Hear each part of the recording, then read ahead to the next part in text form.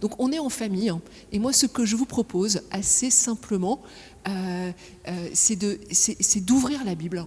D'ouvrir la Bible, même si vous ne l'avez pas avec vous, hein, vous la portez dans votre cœur, parce que ce sont des textes que vous connaissez bien, hein, le livre de la Genèse. Hein, donc on va revisiter un peu ces textes que vous connaissez, que vous portez déjà dans votre cœur. En fait, on n'a jamais fini de redécouvrir la nouveauté de la parole de Dieu, la façon dont elle nous rejoint, dont elle nous éclaire. Donc, je vous propose de relire, alors on ne va pas relire tous les versets, mais certains versets un peu clés qui nous donnent de comprendre la vocation de l'être humain, la vocation de la femme, la vocation de l'homme avant et après le péché. Et puis après, nous ferons un grand saut dans l'histoire du salut pour nous retrouver le matin de Pâques avec Jésus et Marie-Madeleine dans le jardin.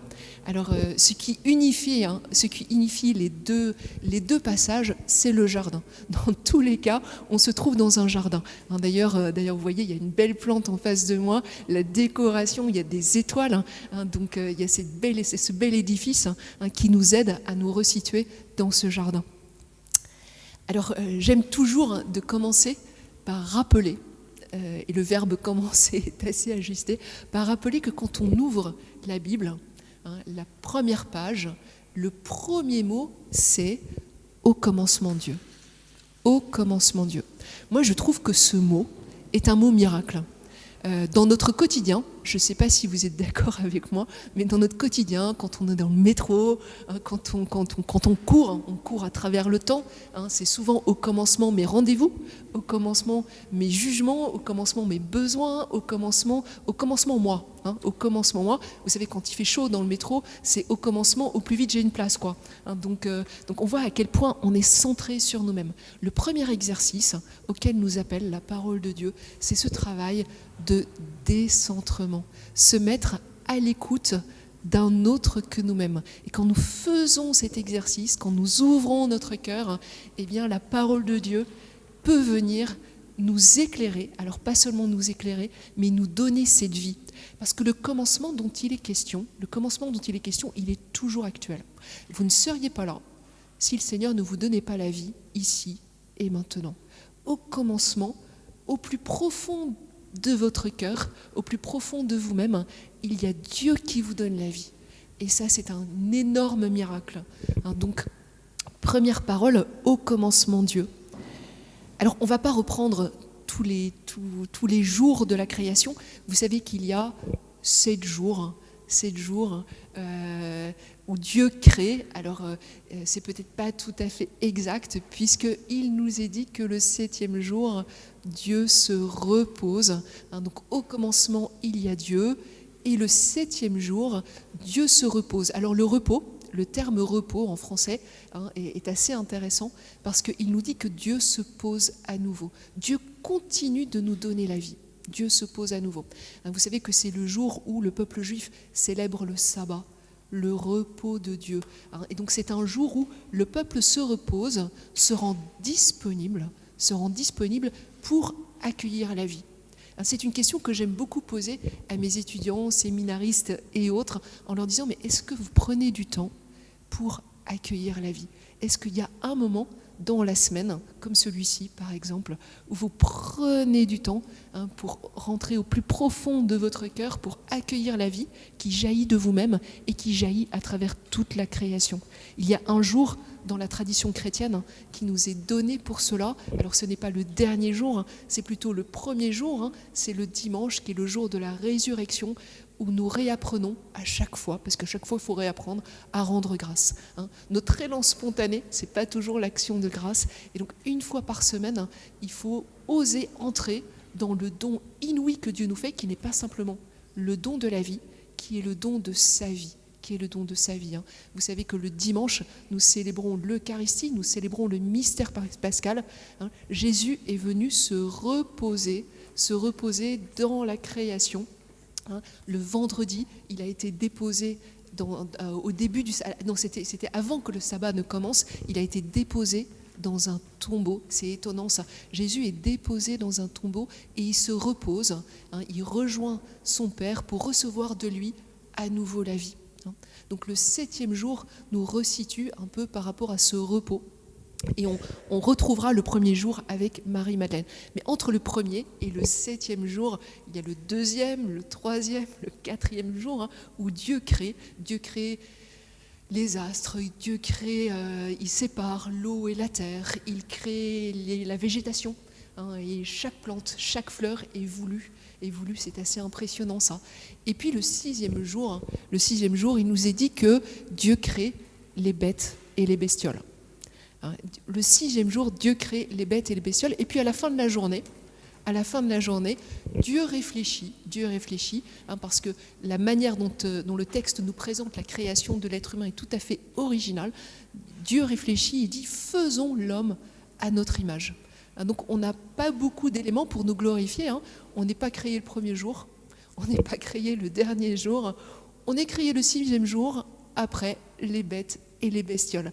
Mais on est créé, et ça c'est très important, de façon tout à fait originale. Alors, quelle est cette originalité ?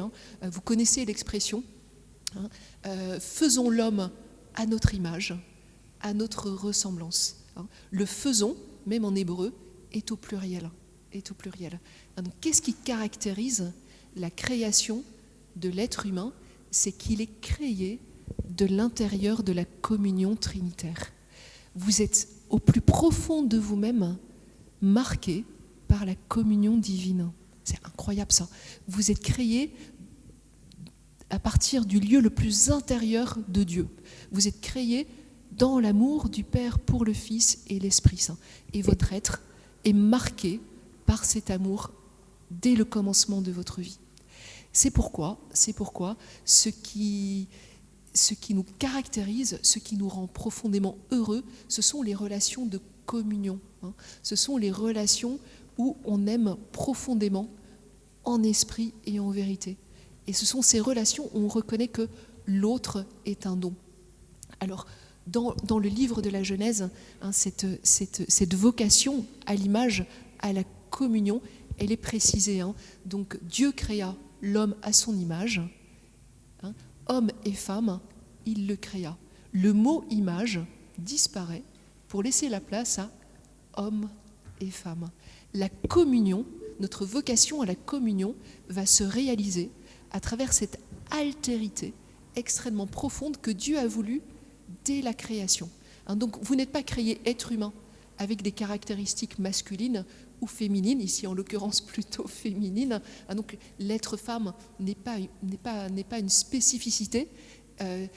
L'être femme est ce que Dieu a voulu pour sa créature. Donc vous êtes créé femme, comme l'homme est créé homme. D'ailleurs, le 2e récit de la création le dit très clairement. Vous savez, il y a l'être humain, et puis après, il y a un sommeil qui vient s'abattre sur l'être humain, et puis il y a ce geste de Dieu qui prend un côté à partir duquel il va créer la femme. Et c'est à ce moment-là que l'homme au masculin apparaît.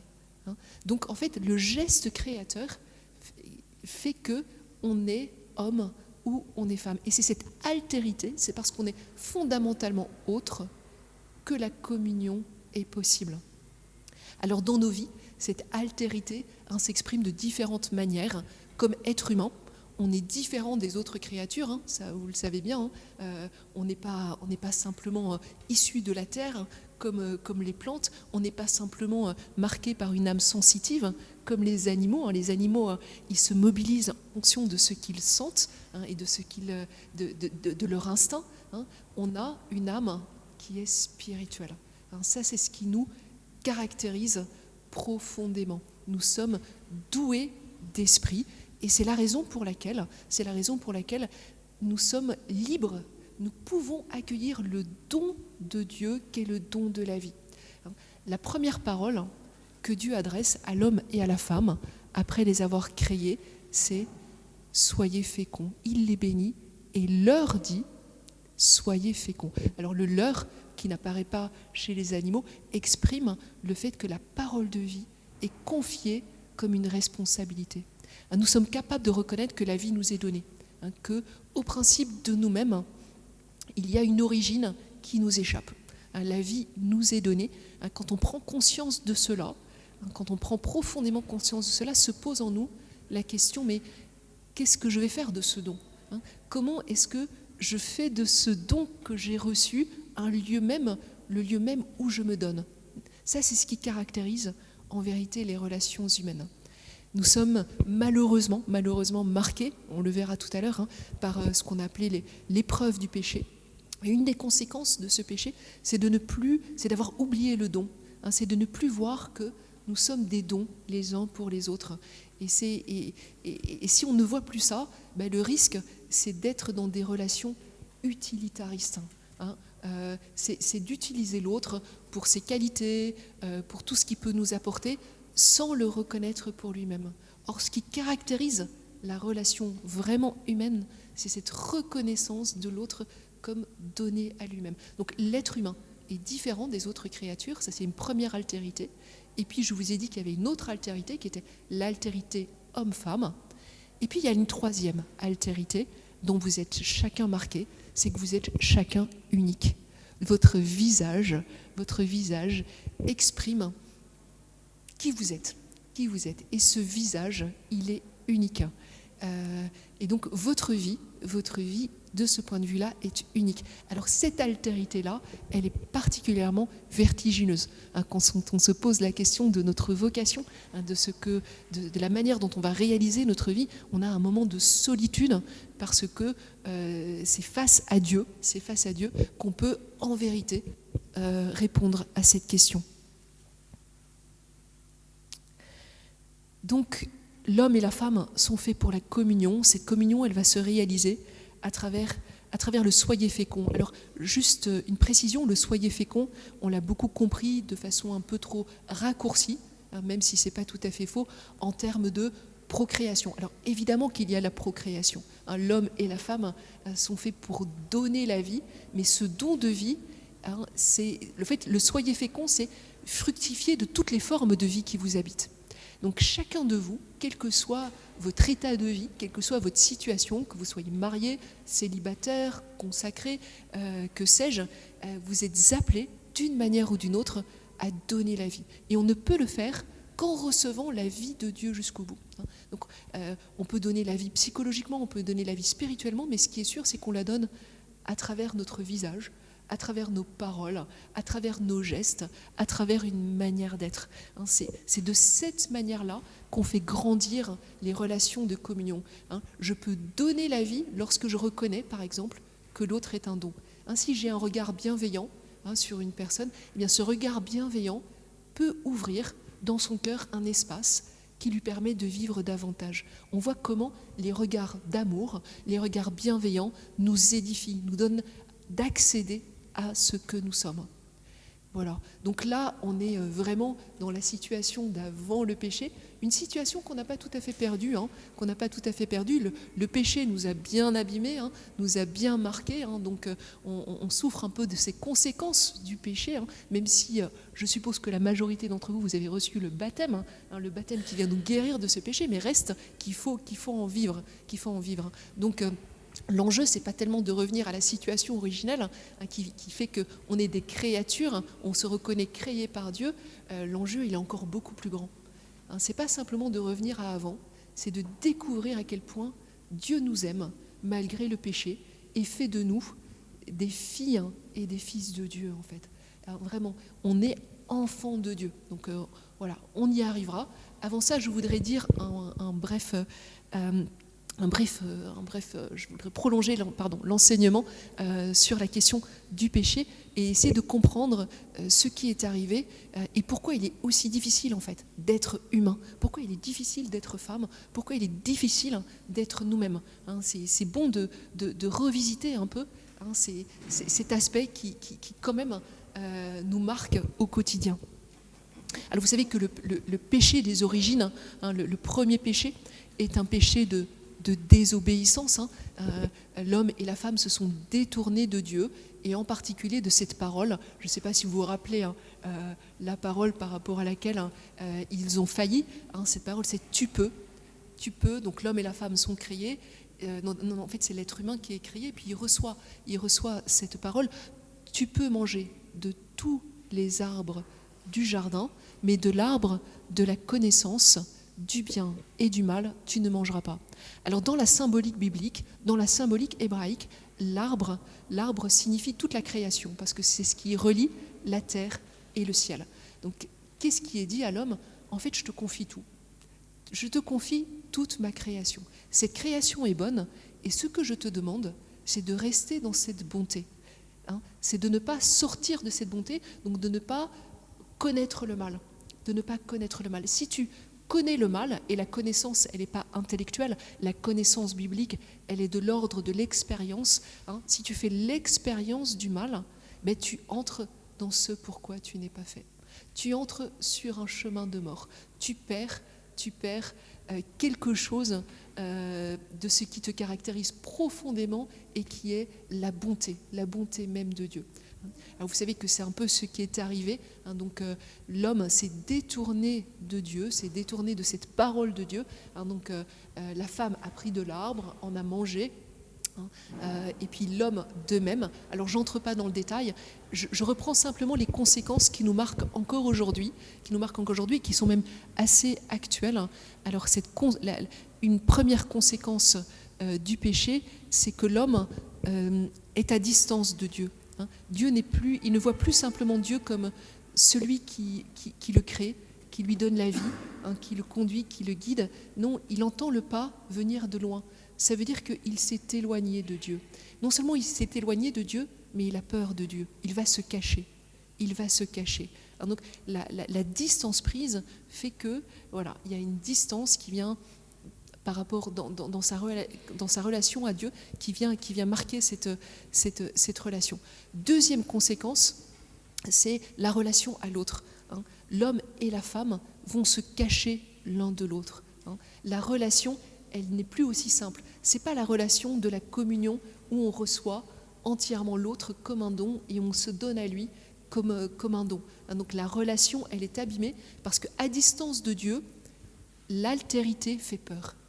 L'altérité qu'est Dieu, le fait que Dieu soit autre, on a peur. Le fait que l'homme ou la femme soit autre, on a peur. On a même peur de nous-mêmes en fait. On a du mal à s'accueillir soi-même. Donc quand l'être humain se cache, quand il prend une feuille de figuier pour se cacher, c'est parce qu'il a peur de lui-même. Il a peur de lui-même. Et puis il y a un autre élément aussi, je crois, très actuel, c'est qu'à distance de Dieu, l'homme va se cacher. Et où est-ce qu'il va se cacher? Il va se cacher, nous dit le texte, parmi les arbustes. Il se confond avec les autres créatures. Voilà. Alors là, quand je vous dis que c'est actuel, c'est vraiment actuel, parce que la question de l'altérité homme-femme, elle n'est pas du tout de l'ordre de l'évidence aujourd'hui. On voit à quel point c'est une réalité qui est sérieusement remise en question. Mais pas simplement cette dimension-là. La différence entre l'être humain et les autres créatures, elle est aussi questionnée aujourd'hui. On va se poser la question de la différence entre un être humain et un bonobo. Vous voyez bien que cette distance avec Dieu qui est très marquée aujourd'hui parce qu'on est dans une société post-athée.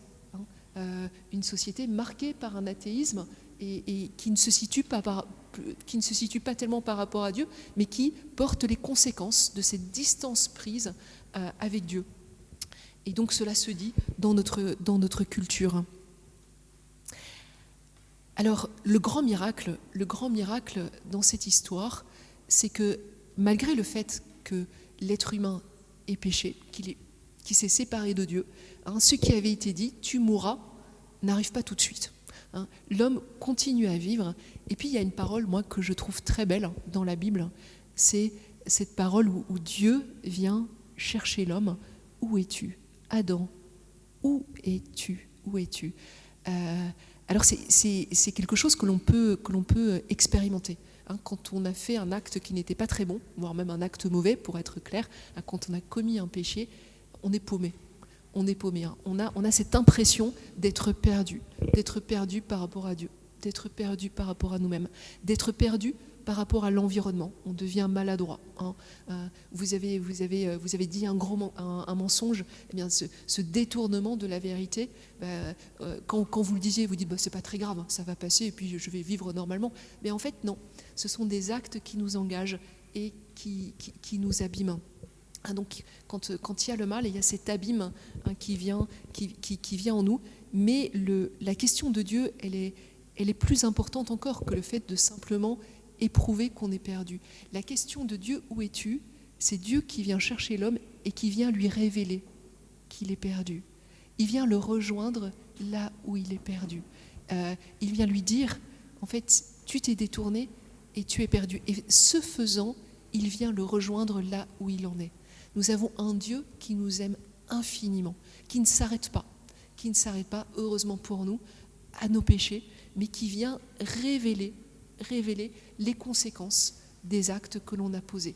Et s'il vient les révéler, c'est pour nous dire qu'il nous accompagne sur ce chemin. Alors je voudrais insister encore sur 2 conséquences du péché que vous connaissez bien, je pense, et qui sont d'ailleurs quotidiennes, un peu lourdes à porter. Qu'est-ce qui est dit à l'homme après le péché? De quoi est-ce que l'homme va souffrir? Donc Dieu s'adresse à la femme et lui dit, mais qu'as-tu fait? Pourquoi tu as donné, etc. Puis la femme qui dit, c'est le serpent. Et puis après, Dieu va revenir vers l'homme et va lui dire, mais tu t'es éloigné, et donc le travail, le rapport à la création va devenir difficile, puisque c'est dans notre relation à Dieu qu'on comprend la façon dont les êtres créés sont voulus, leur spécificité. Plus on s'approche, plus on est fidèle à Dieu dans notre foi, plus on découvre la spécificité, ce qui caractérise toutes les créatures, la terre, etc. Donc la distance prise avec Dieu va faire que le rapport à la création et le rapport à la terre va devenir compliqué. C'est pourquoi il est question de la pénibilité du travail. Tu vas travailler, mais tu vas connaître la sueur dans le travail. Le travail, ce ne sera pas facile. Ce n'est pas le travail qui est la peine. L'homme était amené à cultiver, donc il était amené à veiller et à faire grandir, à veiller sur cette vie dans la création et à la faire croître, à la faire grandir. Mais la distance avec Dieu va faire que ce rapport à la vie dans la création va devenir compliqué. Donc la peine dans le travail, on en fait tous l'expérience, même si c'est une malédiction spécifique pour les hommes. Alors il y a une malédiction, il y en a même 2, qui sont spécifiques pour la femme et dont nous souffrons aussi au quotidien. C'est le fait que la distance prise avec Dieu fait qu'on a du mal à reconnaître notre féminité, à recevoir notre féminité comme un don. Et quand le Seigneur dit « ta convoitise te poussera vers ton mari et lui dominera sur toi », c'est que comme on ne reçoit plus ce que l'on est en vérité, parce qu'on a pris distance avec Dieu, eh bien on veut se substituer à l'homme en fait. On veut ressembler à l'homme. Et voilà, ça aussi c'est très actuel. On veut faire tout comme les hommes en fait. Dans l'Église, c'est une question aussi, ça. On voit comment certaines femmes qui veulent être prêtres, qui veulent être évêques, etc. Moi, je crois que c'est pas une bonne solution. Je crois pas que c'est une bonne solution. Mais c'est une vraie tentation pour nous. Pourquoi est-ce qu'on veut prendre la place de l'autre, en fait? Parce que on ne recueille plus ce regard profond sur notre féminité et sur qui on est en profondeur. Donc ça, c'est une première conséquence. Et puis l'autre conséquence, alors l'expression dans la Bible est extrêmement précise et c'est trop beau en fait quand on le lit de près, mais je vous dis tout de suite, il m'a fallu beaucoup de temps pour découvrir la beauté de ce verset.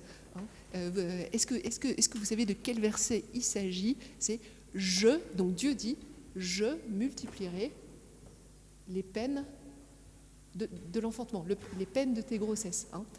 Alors, d'abord, il y a les peines des grossesses. On se dit, mais quand même, c'est pas rien. Une maman qui donne la vie, je suis sûre qu'il y en a parmi nous, c'est à quel point, bien, on est traversé par des douleurs. Alors pas simplement au moment de l'accouchement. Je crois qu'une maman, pendant toute sa vie, par rapport à ses enfants, est marquée par une vie qui la dépasse et qu'on a du mal à accueillir comme un don parce qu'on a pris distance de Dieu. C'est pourquoi c'est douloureux. Mais ce qu'il y a de scandaleux dans ce verset, en tout cas de provoquant, c'est que le Seigneur s'exprime en « je ». Il dit « je multiplierai les peines de tes grossesses ». Pour l'homme, c'était pas ça. Pour l'homme, c'était « tu connaîtras la peine dans le travail ». Ça va, t'as mal fait, ben voilà, c'est la conséquence, c'est ça que tu vas vivre. Mais là, il y a quelque chose de très spécifique, c'est « je multiplierai les peines de tes grossesses ». Alors le « je », c'est Dieu. Le je, c'est Dieu. Alors il faut, ça c'est le travail des théologiens, des exégètes, pour essayer de voir face à ces versets un peu difficiles, ce que ça veut dire. En fait, le multiplier, c'est je multiplierai la vie. Tu as pris distance, mais tu continueras à pouvoir donner la vie. Hein. Le je multiplierai, c'est d'abord la multiplication du don de la vie. Et parce qu'on a pris distance avec notre Créateur, eh bien, ce rapport au don de la vie, il n'est pas si facile que ça. Et donc, c'est un peu douloureux. C'est un peu douloureux. Vous savez que la question des douleurs de l'enfantement est un thème assez important dans la Bible. Saint Paul en parle. Saint Paul dit que la création gémit en douleur, comme des douleurs de l'enfantement. C'est les gémissements qui correspondent aux douleurs de l'enfantement parce qu'elle attend la révélation des fils de Dieu. Puis vous savez que les livres bibliques sont rythmés par des générations. En fait, les enfantements dans la Bible, c'est extrêmement important. Vous savez que les premières matriarches étaient marquées par une forme d'infertilité et qu'ils ont donné naissance de façon miraculeuse. Donc le rapport à la vie, au don de la vie, est un élément clé dans l'histoire du salut et dans notre histoire. Mais c'est vraiment la vie dans toutes ses dimensions. Et puis, il y a ce passage aussi de l'Apocalypse où vous voyez cette femme, on dit d'elle qu'elle est la Vierge Marie, on peut dire d'elle qu'elle est le peuple d'Israël, on peut dire d'elle qu'elle est l'Église, cette Église qui enfante dans la douleur. Alors, que veut dire enfanter dans la douleur? Donc, il y a plusieurs images bibliques qui nous en parlent. Le « je multiplierai », moi, j'y vois déjà une promesse, en fait. C'est que Dieu est présent là où on s'est séparé de lui. Et le lieu où la femme se sépare de lui, c'est probablement, comme pour l'homme aussi, mais pour la femme, ça se dit de façon très spécifique, c'est dans ce rapport au don de sa propre vie, au don de sa féminité et au don de la vie. Encore une fois, la vie dans toutes ses dimensions. Donc Dieu vient nous rejoindre là, il vient tellement bien nous rejoindre là, que c'est par là qu'il va s'incarner. Donc le « je multiplierai », moi j'y vois déjà une promesse de l'incarnation, puisque la Vierge Marie va porter en elle l'enfant Dieu, à tel point qu'elle ne connaîtra pas les douleurs de l'accouchement. La Vierge Marie a été préservée du péché originel ou sauvée par avance, si vous voulez. Donc son corps s'accorde parfaitement avec ce don de la vie, pas seulement de la vie créée, mais de la vie divine. Et donc l'événement de l'incarnation est pour nous le chemin de réconciliation par rapport au don de notre propre vie, par rapport à notre féminité, par rapport à notre vocation à être fille, à être épouse et à être mère. Voilà. Alors là, je vais faire un grand pas en avant dans l'histoire du salut. Il était important de repasser par là pour comprendre ce qui se joue dans la rencontre de Jésus ressuscité avec Marie-Madeleine. Alors, je reprends l'Évangile selon saint Jean, au chapitre 20, le premier jour de la semaine, donc il s'agit du dimanche. Pour nous, Marie-Madeleine se rend au tombeau de grand matin, c'était encore les ténèbres. Elle s'aperçoit que la pierre a été enlevée du tombeau. Je m'arrête sur ce verset-là parce qu'il nous donne d'emblée une clé de ce qui caractérise Marie-Madeleine et je crois aussi de ce qui caractérise la féminité. Le texte nous dit que c'est les ténèbres, c'est encore les ténèbres. Marie était présente à la croix, elle était vraisemblablement présente au moment où Jésus a été mis dans le tombeau, la connaissant, elle l'a pas lâché, c'est sûr, sauf que c'était sabbat, donc elle a dû rejoindre les disciples pour vivre ce sabbat et pour attendre la fin du sabbat, pour revenir oindre le corps de Jésus. Alors donc en fait, elle vient dans cette optique-là. Ce qui est très beau, c'est qu'elle aurait pu attendre. Elle aurait pu attendre 11h du matin. Non. Dès que le jour se lève, il fait encore nuit, elle va au tombeau. Il me semble qu'il y a là quelque chose d'important par rapport à la féminité, par rapport à la vocation certainement de Marie-Madeleine, par rapport à son audace, mais je crois que c'est vraiment une audace proprement féminine que d'anticiper. Alors, anticiper, avoir cette intuition que la vie va jaillir. Alors, l'intuition pour Marie-Madeleine n'est pas du tout claire, puisque elle veut rejoindre son Seigneur et elle veut oindre son corps. Donc, cette intuition-là, et pourtant, elle est portée par une hâte, parce que si elle n'avait pas la hâte, elle ne serait pas partie dans les ténèbres. Donc, c'est une intuition un peu mélangée. Ce qui est sûr, c'est que la mort ne peut pas être la fin. La limite n'est pas le dernier mot. Il y a quelque chose là qui se joue et qui se dit à travers cet élan de Marie-Madeleine. Donc elle s'aperçoit que la pierre a été enlevée du tombeau. Elle court trouver Simon-Pierre et l'autre disciple, celui que Jésus aimait, et elle leur dit « On a enlevé le Seigneur de son tombeau et nous ne savons pas où on l'a déposé. » Donc elle est focalisée sur son Seigneur. Alors son Seigneur, c'est quand même quelque chose pour Marie-Madeleine. C'est celui qui vraisemblablement, selon l'évangile de Marc, alors si on fait les comparaisons, l'a délivré de 7 démons. C'est probablement celui qui l'a vraiment délivré de nombreux péchés, mais c'est aussi celui qu'elle a suivi, qu'elle a appris à connaître, qu'elle a appris à aimer. C'est celui qui l'a réconcilié, au fond, avec la vie. Donc, c'est son bien plus précieux. Ce Seigneur, c'est son bien plus précieux. D'ailleurs, qu'est-ce qui le montre ? C'est qu'elle a le courage d'être à la croix. Parce qu'il fallait du courage pour être à la croix. Jésus est humilié, on lui crache dessus, il est condamné. Quasi tous les disciples ont fui, sauf le disciple bien-aimé, probablement Saint Jean, qui était présent, et puis 3 femmes, dont la Vierge Marie et Marie-Madeleine. Mais Marie-Madeleine a eu un sacré courage. Elle vient de loin, Marie-Madeleine, mais elle sait ce que veut dire aller loin. Elle vient de loin, et comme le Seigneur est venu la rejoindre très loin, elle sait ce que veut dire aller très loin pour le Seigneur. Ça, c'est ce qui caractérise un peu sa démarche, son audace. Alors, vous connaissez un peu la suite, on va pas détailler tout. Donc, donc, elle avertit Pierre. Alors, Pierre et Jean l'écoutent, c'est déjà pas si mal, l'écoutent, et ils vont au tombeau. Alors, Jean court plus vite, il est un peu plus jeune, mais il a cette délicatesse de laisser Pierre entrer, etc. Donc, il voit les linges, etc. On ne dit pas trop comment Pierre réagit, on dit qu'il réfléchit, qu'il rentre et qu'il porte tout cela. Tandis que de Jean, on apprend qu'il vit et il crut. Alors, Jean a quelque chose d'assez immédiat. Il était à la croix. Je ne sais pas si vous vous rappelez ce qui s'est passé à la croix, c'est qu'il a été confié à la Vierge Marie. Il a été confié à celle qui vraisemblablement aura été la première à croire en la résurrection. Donc s'il a pris la Vierge Marie chez lui, on peut comprendre qu'il a été aussi le premier à voir et à croire. Mais ils s'en vont et on voit Marie-Madeleine qui reste près du tombeau. Le tombeau, c'est le dernier lieu où son Seigneur, son bien-aimé a été déposé. Donc il y a cette attache au tombeau. Alors le tombeau, c'est 2 réalités. Le tombeau, c'est la mort. Et en fait, en grec, c'est le terme mnémeion, qui veut dire mémorial, la mémoire.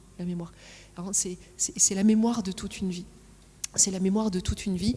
Et voilà que ce tombeau est vide, et elle se penche sur ce tombeau vide. Je trouve ce geste magnifique. Elle pleure et elle se penche sur ce tombeau vide. Elle se penche pas seulement sur la mort de Jésus, puisque le corps n'est plus là. Elle se penche sur un vide et elle ne sait pas ce qui va jaillir de ce vide. Mais elle se penche réellement sur ce vide qu'elle voit, qui va aussi correspondre, après la mort de Jésus, à un vide intérieur immense.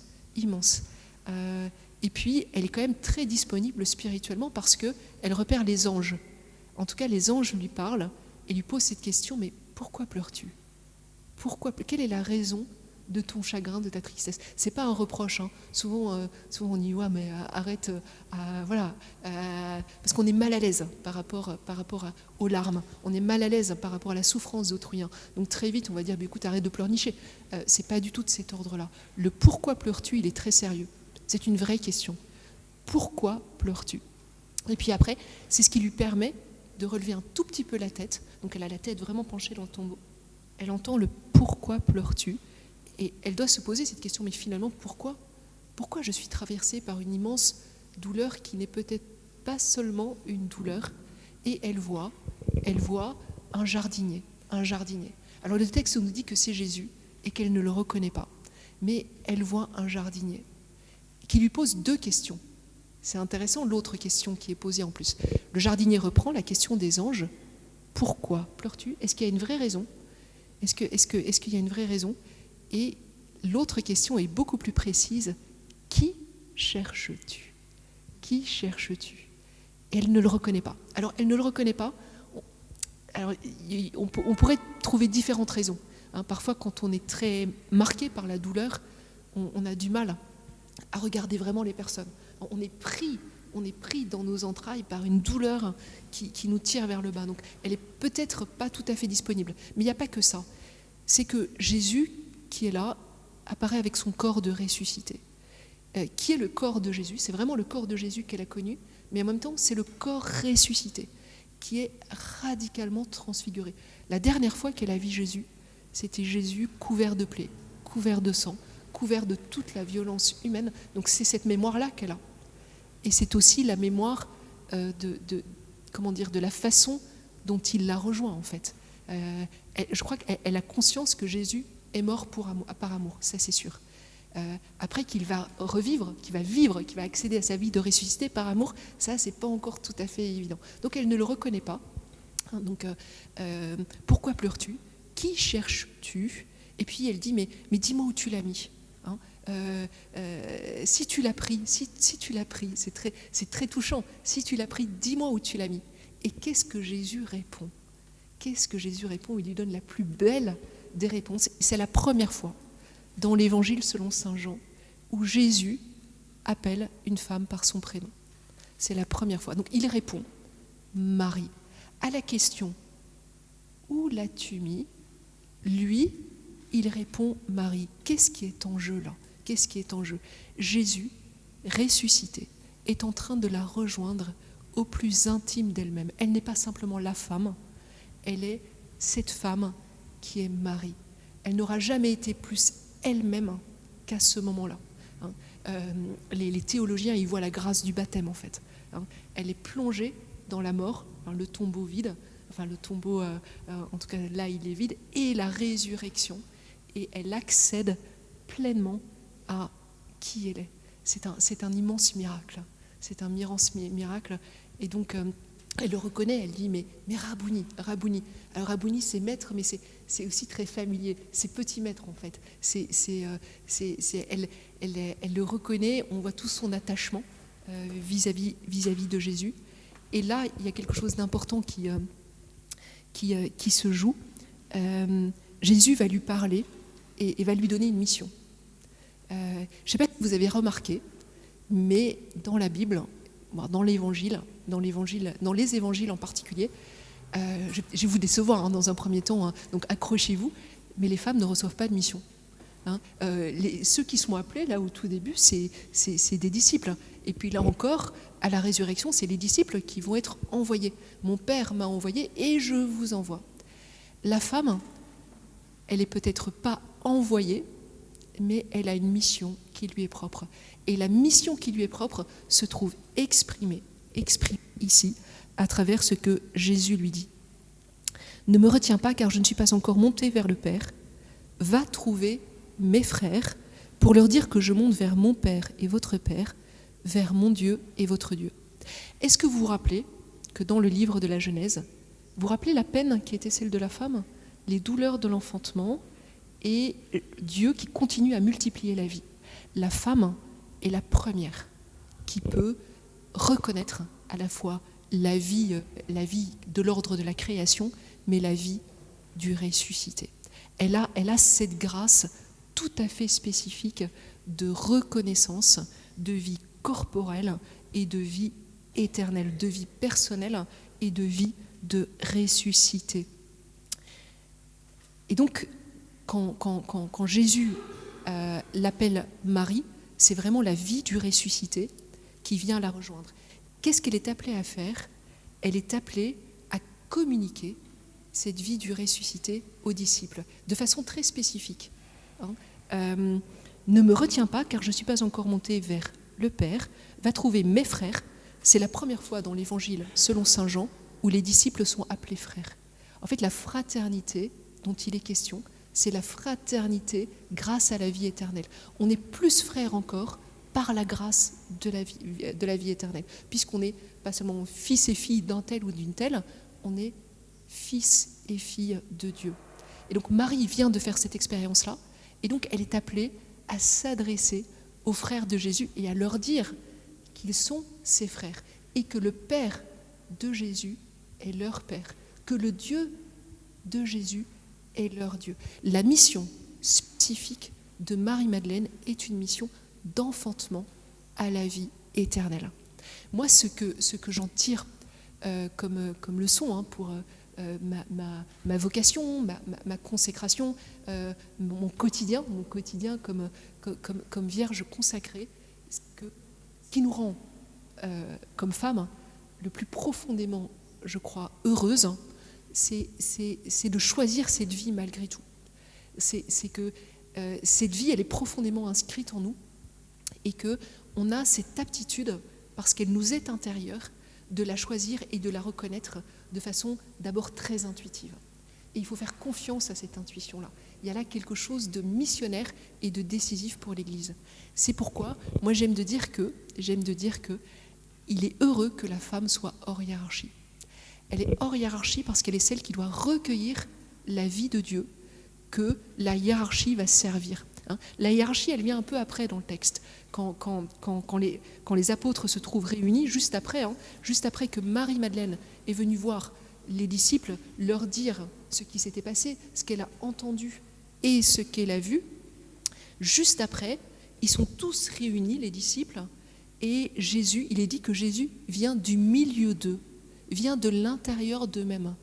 Donc Jésus apparaît, il nous est dit que les portes sont closes, portes sont fermées, et Jésus vient du milieu d'eux. Si c'est possible, à mon avis, c'est une interprétation théologique, c'est parce que Marie les a conduits à entrer dans cet accueil de la vie du ressuscité. Il fallait une femme pour annoncer cette vie auquel les disciples vont correspondre pour l'annoncer ensuite. Et c'est après cette apparition, dans le cadre de cette apparition, qu'ils reçoivent la mission de Jésus. Comme mon Père m'a envoyé, je vous envoie.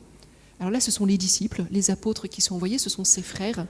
Et il me semble que face à cet envoi, ce qui nous est dit de Marie-Madeleine nous resitue entre la résurrection et la mission. La femme entre la résurrection, la vie qui jaillit, le fait de dire, mais regardez la vie qui est là, recevez-la pour l'annoncer.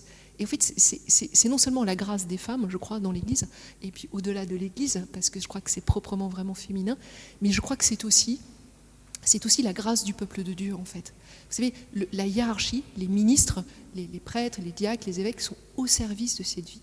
Leur vocation est de faire grandir cette vie à travers l'Eucharistie, à travers les sacrements. Mais l'Eucharistie, qui apporte la matière de l'Eucharistie ? C'est bien le peuple de Dieu qui apporte la matière de l'Eucharistie. Et il y a là quelque chose de très important. Comment est-ce que nous sommes celles qui recueillons la vie pour permettre à ceux qui sont appelés à l'annoncer, de l'annoncer en esprit et en vérité. Donc je crois qu'il y a là quelque chose de vraiment spécifiquement féminin qui nous redonne notre place, parce qu'il y a une vraie tentation, comme je l'ai dit, qui fait suite un peu au péché, à vouloir prendre la place de l'autre, quoi. Quand je vais voir des jeunes, la question qui m'est souvent posée, c'est mais vous voulez pas être prêtre, vous? Les prêtres, quand même, c'est assez classe. On les voit, ils sont sur scène, etc. Enfin, c'est comme ça que les jeunes s'expriment. Je dis mais en aucune manière, en fait. Je sens à quel point je suis pas faite pour ça. Et puis, je crois qu'il y a un lieu spécifique où la femme a dit dans l'histoire du salut dans la Bible, ceci est mon corps. C'est quand la Vierge Marie a dit oui à la vie de Dieu, puisqu'elle a donné sa chair. Donc notre vocation, c'est de dire ceci est mon corps à partir de la vie que Dieu nous donne pour rayonner de cette vie éternelle. Que l'on soit marié, que l'on soit consacré, que l'on soit célibataire, fondamentalement c'est ça qui nous rend vraiment, vraiment, vraiment heureuses. Voilà ce que je voulais vous dire sur ce que j'avais découvert de la mission de Marie-Madeleine. Voilà, figure biblique que j'aime beaucoup, qui visiblement vous inspire aussi dans votre mouvement. En tout cas, j'étais très heureuse de partager ce temps avec vous. Puis je vais continuer à prier avec vous, puisque maintenant on va contempler, c'est très beau ça, on va contempler Jésus présent dans l'Eucharistie, donc recevoir cette vie. Et je me dis, l'important, c'est de la recevoir plus profondément que nos morts. N'hésitez pas, vous savez, à la manière des psaumes, de crier vers Dieu, de crier votre... Alors, vous pouvez le faire intérieurement, parce que sinon, ça va être la pagaille, mais en tout cas, de dire à Dieu tout ce que vous portez, quoi, tout ce que vous avez envie de déposer pour qu'il puisse vous mettre à votre tour face à ce tombeau vide, dire non, il n'y a plus de mort. Il n'y a plus de mort, regarde la vie. Regarde celui qui est source de la vie et reçois à nouveau ton nom. Je pense qu'il y a là quelque chose qui nous est propre. Voilà, merci.